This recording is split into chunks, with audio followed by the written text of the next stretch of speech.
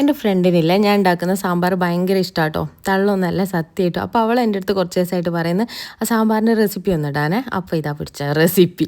അപ്പോൾ ഇത്രയാണ് ഞാൻ വെജിറ്റബിൾസ് എടുക്കുന്നത്. ഇതൊക്കെ ഒന്ന് കട്ട് ചെയ്ത് വെക്കുന്നുണ്ട്. അപ്പോൾ ഞങ്ങൾ കോഴിക്കോട്ടുകാർ സാമ്പാറിൽ കഷ്ണങ്ങളൊക്കെ നീളത്തിലാട്ടോ ഇടുന്നത്. ഇത് പറയാൻ കാരണം എറണാകുളത്തും തിരുവനന്തപുരത്തൊക്കെ ഇങ്ങനെ സ്ക്വയർ ആയിട്ട് കണ്ടിട്ടുണ്ട്, അതുകൊണ്ടാണ്.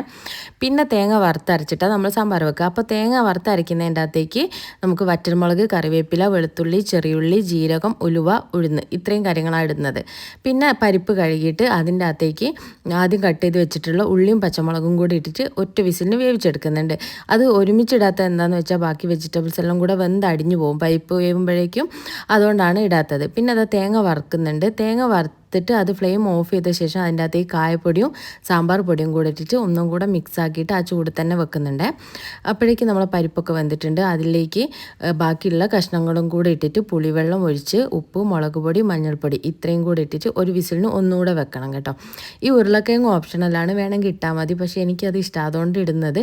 അതേപോലെ ചിലർ പച്ചക്കായ, ചേന ഇതൊക്കെ ഇടാറുണ്ട്. പക്ഷേ അതൊന്നും എനിക്കിടുന്ന ഇഷ്ടമല്ല. ഇങ്ങനെ വെക്കുമ്പോഴാണ് ടേസ്റ്റ് തോന്നിയിട്ടുള്ളത്.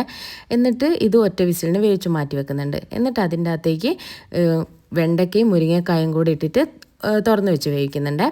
പിന്നെ അതിലേക്ക് അരച്ച് വെച്ച തേങ്ങയും കൂടെ ചേർക്കുന്നുണ്ട്. തേങ്ങ വെള്ളം ചേർക്കാതെ അരച്ചതാണെങ്കിൽ നല്ല ടേസ്റ്റ് ഉണ്ടാകും കേട്ടോ. പിന്നെ കുറച്ച് കറിവേപ്പിലയും മല്ലിച്ചപ്പും കൂടെ ഇട്ടിട്ട് ലാസ്റ്റ് കടുകും കൂടെ പൊട്ടിച്ചിട്ടിട്ടുണ്ടെങ്കിൽ നമ്മളെ സാമ്പാർ റെഡിയാണ്. അടിപൊളി ടേസ്റ്റുള്ള സാമ്പാറാണ്.